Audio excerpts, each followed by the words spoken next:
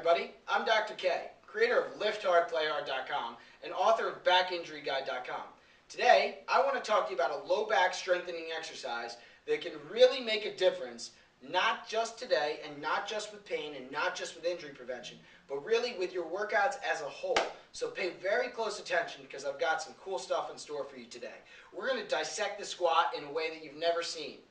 Remember, there are 3 levels. Hands at your side, level 1, easiest. Level 2, arms across your chest. Level 3, fingertips at ears, which requires more abdominal support to stop your back from arching. Not hands behind the head. In an overhead squat position, you always need to stabilize more through your abdominal muscles to increase support to your lower spine. And remembering that when I'm saying contracting your abdominal muscles, I'm not talking about your rectus abdominis or your six-pack muscle. I'm talking about your obliques. Pretend as though if you're in this position, I'm trying to twist you and you're resisting. See, by resisting that twist, you're actually recruiting your obliques, which happen to wrap around to the backside into what's called your thoracolumbar fascia. And the name doesn't matter, but it's this big connective web of tissue that inserts onto your spine and can hold it in place, all from training this side of your muscles. Your obliques are like, if you were to stick your hands in your pockets a little higher up by your rib cage, that's the direction your obliques run. And usually you would identify that with sort of a diagonal sit-up or crunch. That would be like an oblique sit-up. This is a much more functional way to target them. And it all comes from, what does it feel like inside? You see, just to watch somebody do an exercise and then try and perform it exactly like that would never do justice to the true benefit of this exercise. By you targeting the right structures, by you focusing on form, and by you choosing a level appropriate to you without weight before progressing with weight, higher tempo, and higher repetitions, you're really doing yourself a favor. Feet are going to be hip width apart or slightly wider.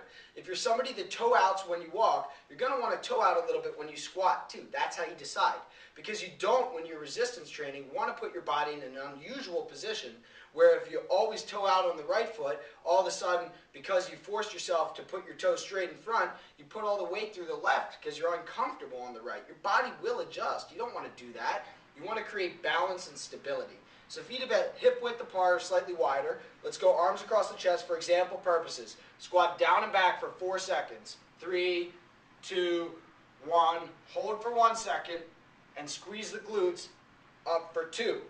Now from the side, my knees are not coming forward, but I'm squatting down and back for 4 seconds, not letting my butt shift side to side, but straight down and back, holding for 1 second, squeezing the glutes, and up for 2. By choosing this tempo, I'm recruiting the maximum number of muscle fibers. By doing that, I'm training postural stability and low back support. After I get this down, add in an unstable surface. You ever want to see whether you're squatting harder on the right or left? Stand on a balance board. It'll show you every time at what point in the range of motion you're putting more weight in your right and at what point in the range of motion you're putting more weight in your left. Correct for this, my friends, then go squat heavy and the results will show, and so will the injury prevention status. Again, I'm Dr. K, creator of LiftHardPlayHard.com and author of BackInjuryGuide.com. I'm so glad you could join me today. Have a great day.